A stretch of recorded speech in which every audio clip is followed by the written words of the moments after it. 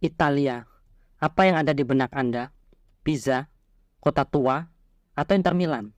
Semua yang berbau menarik dengan wisata berbasis kultur dan sejarah hanya ada di negara mozzarella ini. Negara ini satu-satunya negara di Eropa yang memiliki daya minat wisatawan seluruh dunia dengan angka tertinggi. Ini artinya negara tersebut selain memiliki keindahan kota tua dan aneka tempat wisata, tentu juga keamanan kotanya tentu menjadikan salah satu faktor yang membuat para wisatawan merasa tenang dan untuk mengunjungi negara itu dan tidak hanya berkunjung. Bertempat tinggal di negara ini pun juga sanggup. Namun apakah jika suatu negara itu sudah aman, pasti dijamin akan aman seterusnya atau aman 100%? Jawabannya tidak. Setiap mayoritas pasti ada minoritas. Setiap ada pendukung pasti ada pembelot. Ya begitulah dunia. Pasti ada kekurangan dan ada kelebihan. Termasuk halnya Italia ini. Sekalipun memang tergolong aman dan menarik, tapi masih banyak sisi gelap juga yang tentu menyisakan teka-teki di sini. Seperti kasus pembunuhan yang terjadi pada Meredith Kercher yang pernah viral di negara ini. Lantas seperti apa kisahnya? Ini dia cerita lengkapnya.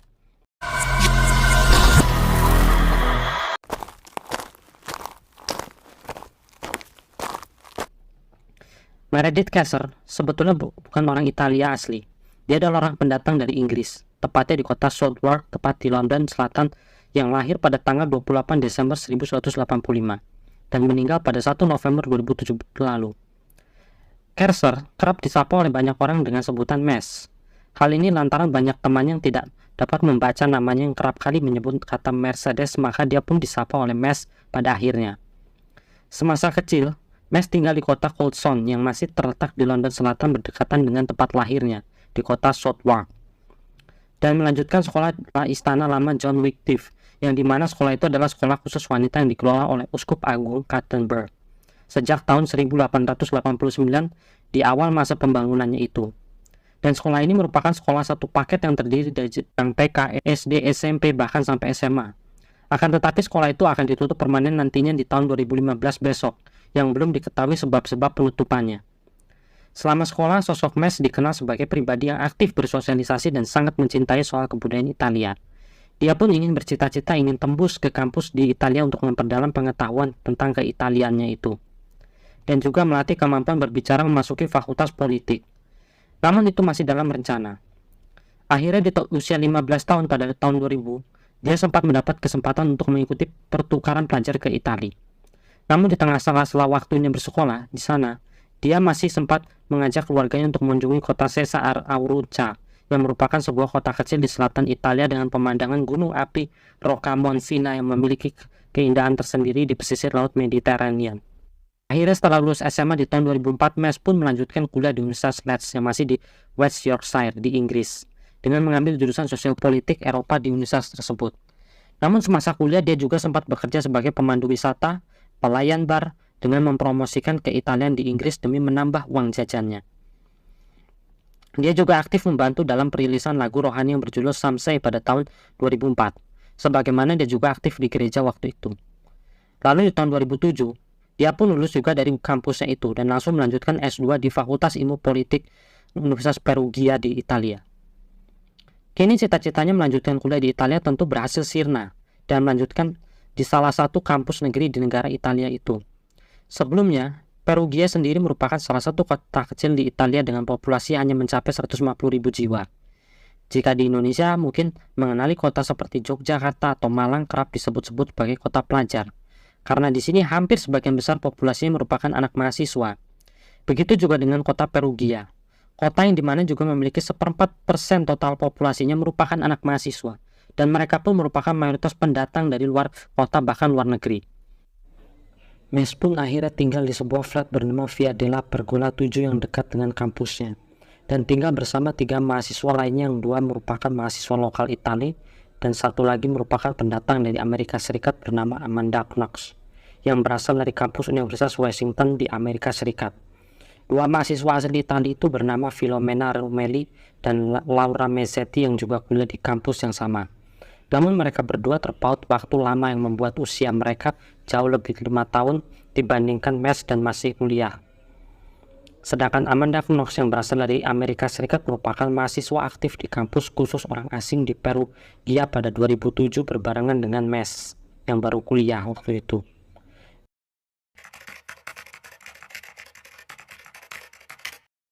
Namun pada akhirnya pada tanggal 10 September 2007, Mes memutuskan pindah ruang yang dimana semula berada di lantai 2 lalu pindah ke kamar paling bawah bersama dua rekannya yang merupakan orang Italia itu.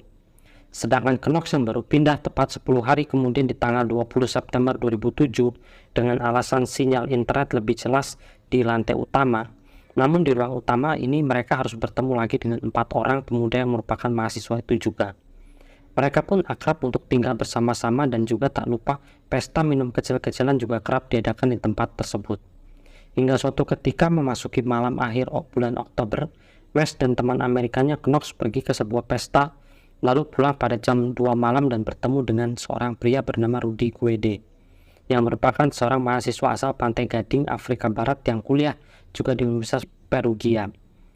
Mereka sudah saling kenal sebelumnya dan sejak malam itu mahasiswa asal Pantai Gading itu resmi tinggal bersama mereka di Via Della setelah tidak diizinkan oleh pihak penyewa.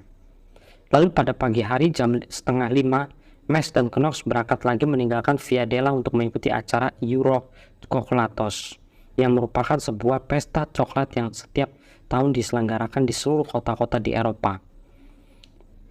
Lalu selepas mengikuti acara tersebut mereka pun beristirahat pulang dan akan melanjutkan lagi mengikuti sebuah acara musik klasik yang diselenggarakan di Plaza Grimana. Di situ Knox juga pada akhirnya bertemu dengan seorang pemuda Italia yang saling berkenalan dan kemudian menjadi pacarnya bernama Raffaele Sollecito yang berasal dari kota Bari di Italia yang merupakan mahasiswa komputer Universitas Perugia yang berusia 23 tahun waktu itu.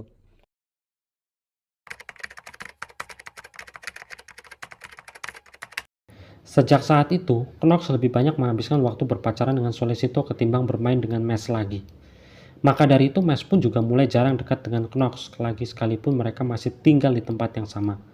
Mereka akhirnya sering berpencar bermain sendiri-sendirian.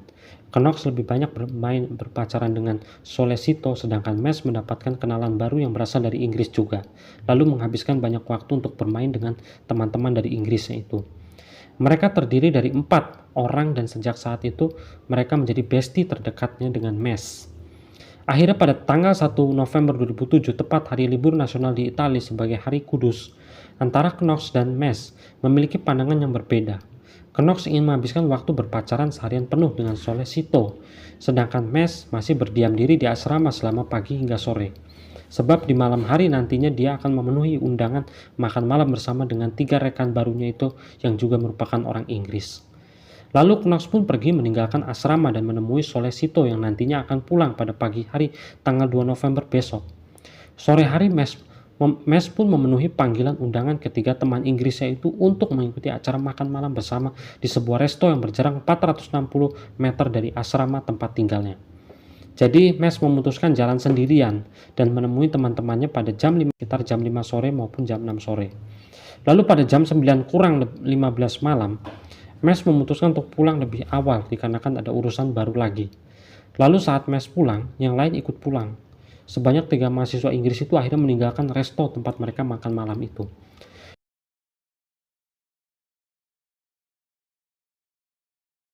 Keesokan harinya tepat pada pagi jam 7 tanggal 2 November tahun 2007, Knox yang baru saja pulang kembali ke asrama seketika dikagetkan dengan melihat tetesan darah di kamar mandi yang membuatnya segera membuka pintu, namun pintu tersebut terkunci yang membuatnya segera menelpon lagi Sollecito yang di rumah.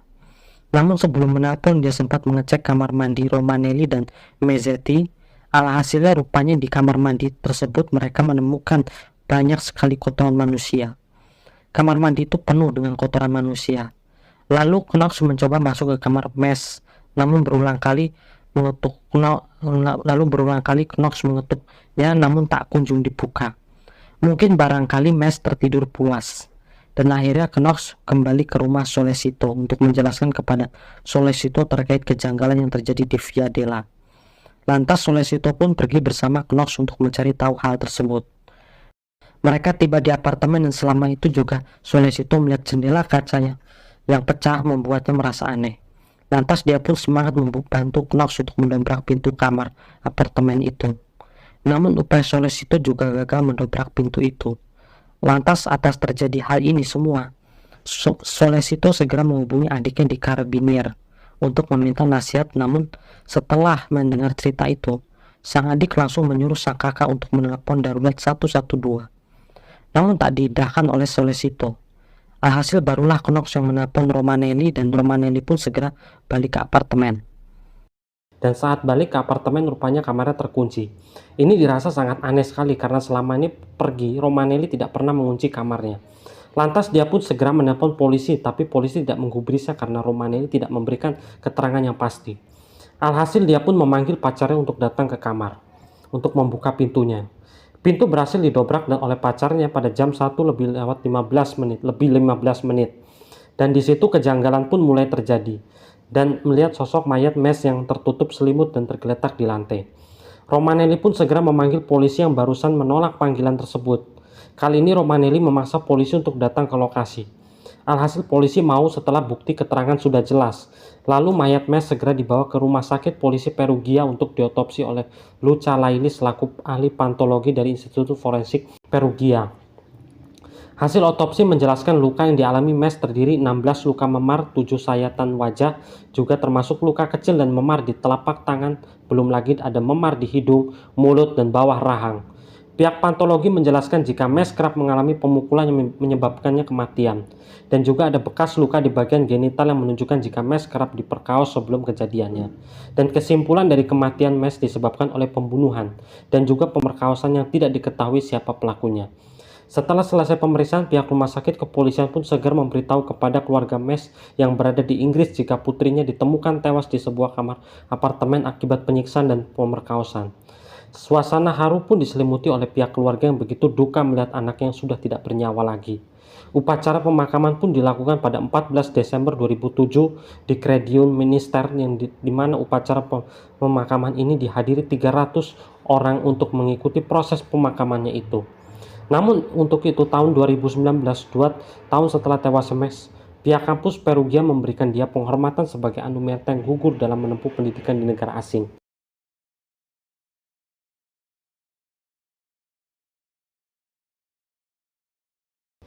Dalam kasus ini akhirnya pengadilan meminta kepolisian untuk memanggil beberapa orang terdekat dengan Mes, terutama mereka yang menginap di Via Della.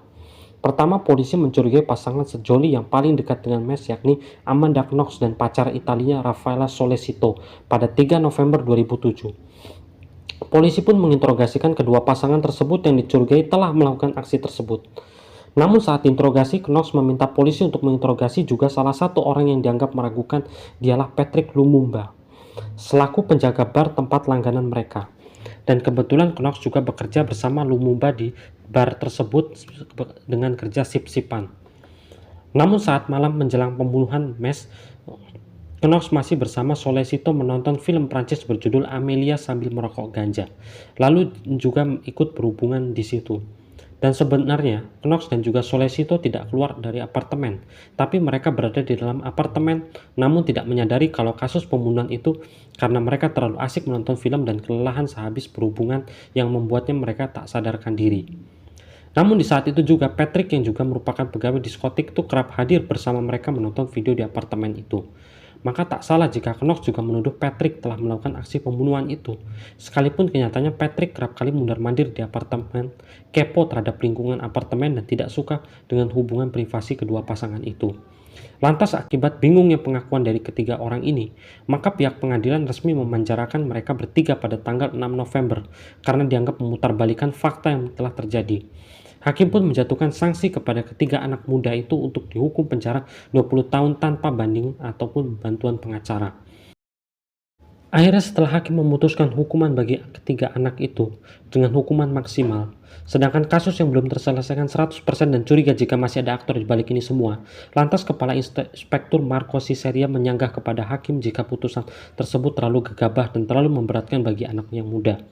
Dan perlu peninjauan ulang terhadap kasus ini agar tidak sembarangan menjatuhkan hukuman tersebut. Dan mendengar hal itu, Hakim Perempuan Claudia Matteni meminta pengadaan sidang ulang pada 8 November 2007 dengan dibantu pengacara sebagai pemohon keringanan sanksi tersebut. Dalam persidangan selanjutnya, mereka bertiga divonis penjara 1 tahun sebagai masa percobaan dan jika mereka memang terbukti bersalah, maka pihak pengadilan tak tanggung-tanggung memvonis mereka 30 tahun penjara.